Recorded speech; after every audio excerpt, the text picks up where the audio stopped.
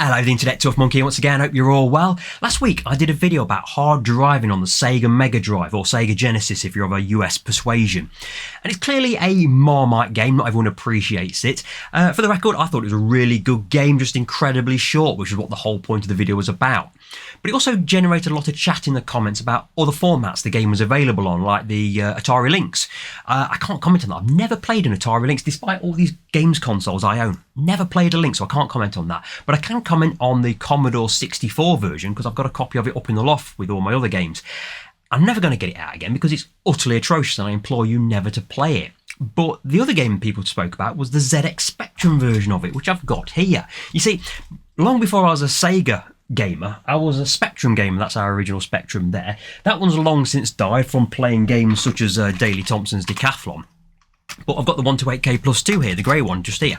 And I thought, you know what, I'm going to dig this game out and give it a bit of a going over, because I remembered it as being really quite good. It's almost pushing the boundaries of what Spectrum could do. Now, that's not the original release of it. The original release was a full price game by either Domark or Tengen in 1989, whereas this is the Hit Squad budget release version, which was 92, I think it was. But I still bought it before I got the Mega Drive version. And I wanted to play it through again, so I'm going to boot it up on my Speccy and I'm going to play it through with you now. One last thing before I play the game, I wanted to address something I said in the previous video for the SEGA Megadrive version. I said that the Ferrari Testarossa in the game was a front heavy car with a big V12, and people jumped on that saying, no, it's a mid-engine car. And you're quite right. I was referring to the fact in the game it's modelled as a front engine car, which you can see from the replay. The car just dives into the ground as though it's got a big front heavy engine like the General Lee and the Dukes of Hazzard. I know it's got a mid-engine. It was my 80s pin-up. And what I was upset about was the fact that I referred to it as a big heavy V12, and it just isn't. It's a 12-cylinder engine, and I know that from all my Top Trump days. So I do apologise, but let's play the game. Okay, hard driving on the Sinclair ZX Spectrum, 1989 by Tengen, however it was you pronounce that. Okay, I'm going to use the Interface 2 joystick, which is the Sinclair keys of 6, 7, 8, 9 and 0. I'm going to drive on the right hand, I drive on the left hand side. I don't know why I did that. I always use keyboard on Sinclair ZX Spectrum. I've got a Kempston joystick over there, never really got on with it, so I always use keys. Hard Drivin is a revolutionary driving simulation combining an accurate model of race car handling and true 3D graphics. You can't get closer to the thrill of real racing without a fireproof suit. Turnkey to begin, I think it's 9. I'm going to go with auto, because I did the stick shift on the Mega Drive version, but I haven't got the life force to try it on this thing. It's going to be hard enough as it is. I've already practiced this quite a bit because it's a very difficult game to get going, and you see, the frame rate is incredibly slow. I counted about 3 or 4. Slow down. Much more than 90, you'll crash there. Now you can go off road for a little bit, 10 seconds. It slows the car down a bit, and you'll notice my head will bobble around with it because the Cybertruck there on the left. The controls are a little bit odd for this. It's designed for an analog controller. So when you turn the steering wheel, you can see there's a green bar on the screen there, just underneath the timer. There's a black line in it, which as I go right or left, you see the black bar moving left to right. Well, you have to bring the steering wheel back. I'm going all over the place, not really concentrating. I crashed into that car. If I crash into that, you have to go back and watch a replay. You have to bring the control back, and if you press spacebar though, it recenters it. So you need to turn and press the spacebar to sort of almost like target where you're aiming for. Otherwise, you end up zigzagging down the road somewhat. And I'm gonna wait to overtake this. Right, go for it. Go. Come on, accelerate. You've got to be careful with the oncoming traffic, but you can see the graphics. I might put an overlay of what I'm looking at here with the Mega Drive version. The graphics are actually similar. Just take away the fact that there's no colour other than the what we're calling this blue on black. The actual graphics are very similar, just without the definition. And I think it really pushes the spectrum as to what it can actually do. We're trying to get to under 2 minutes. If you get under 2 minutes, that's pretty much the start of the game's over, because if you got under 2 minutes, you get to drive against the Phantom Photon. The finish line's just around the corner. Come on, come on, come on, come on, come on, come on. Yeah, we've done it already. I can park up now and just wait for the timer to count down. In fact, I'm not.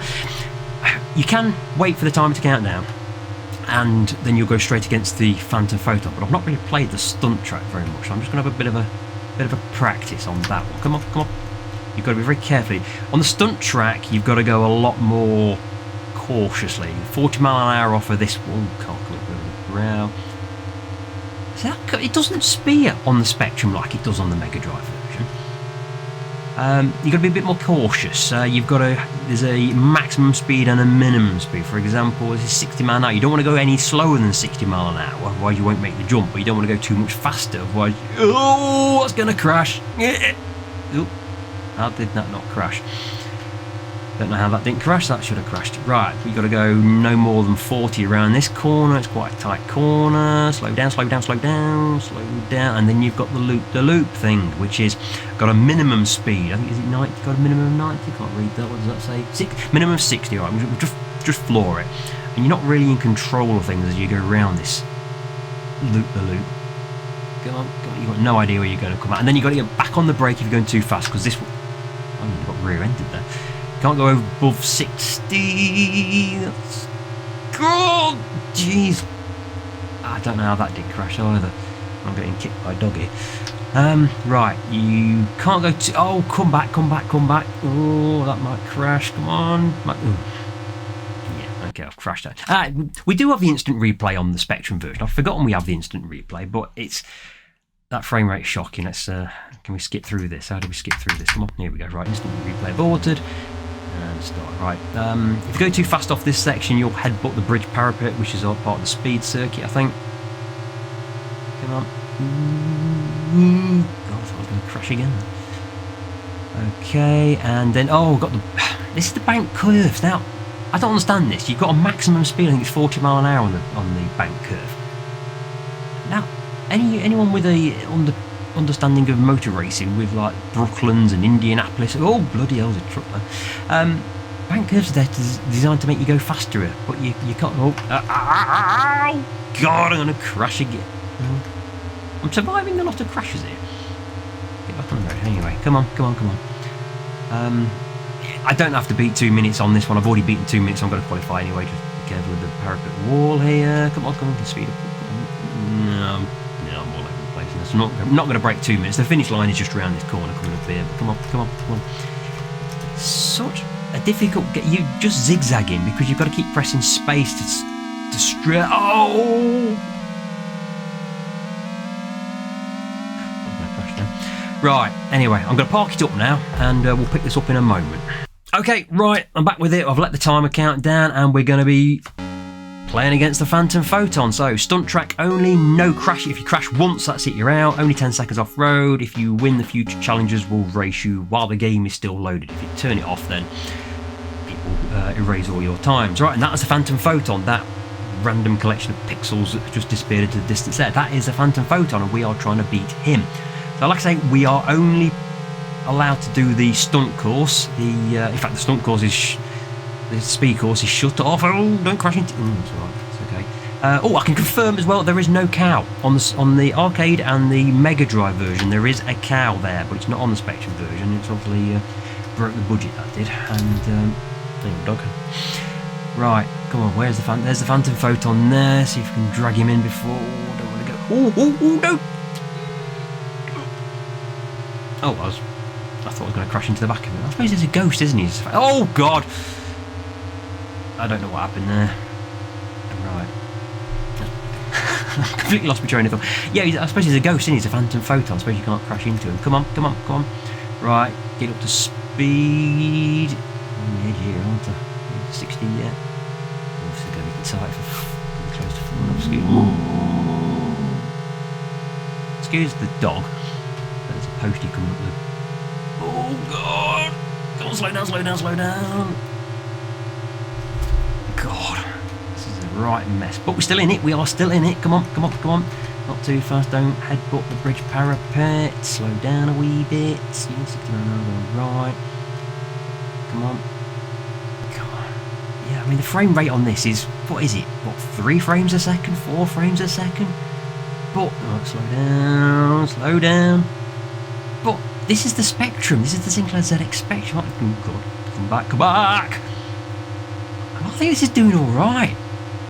Yeah, it's juddery as hell, but this is as good as anything on the Spectrum at the time, I'm sure. I can't remember many games with this sort of level of graphical detail. Yeah, it's only 3 or 4 frames per second, but it's just about playable. This is kind of what we have to put up. Oh God, come on, we're nearly at the finish line here, aren't we?